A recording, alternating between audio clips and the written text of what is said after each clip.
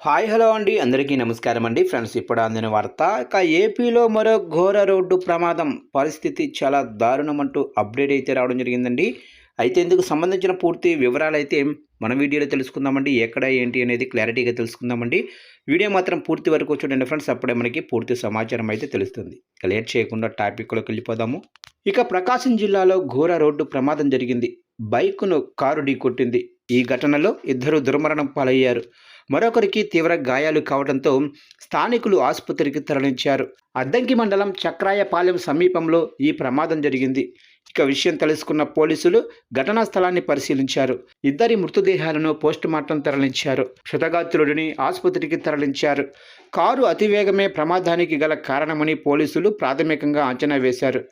ఘటనపై కేసు నమోదు చేసి దర్యాప్తు చేస్తున్నారు. రోడ్డు ప్రమాదాలపై ఎన్ని అవగాహన కార్యక్రమాలు చేపట్టినా కొందరు డ్రైవర్లు, యజమానులు నిబంధనలు పాటించటం లేదని పోలీసులు తెలిపారు.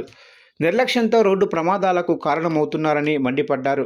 వాహనదారులు ఖచ్చితంగా ట్రాఫిక్ రూల్స్ పాటించాల్సిందేనని, లేని పక్షంలో కఠిన చర్యలు తప్పవని హెచ్చరించారు. నిదానమే ప్రధానం అనే నినాదాన్ని ప్రతి వాహనదారులు పాటించాలని సూచించారు.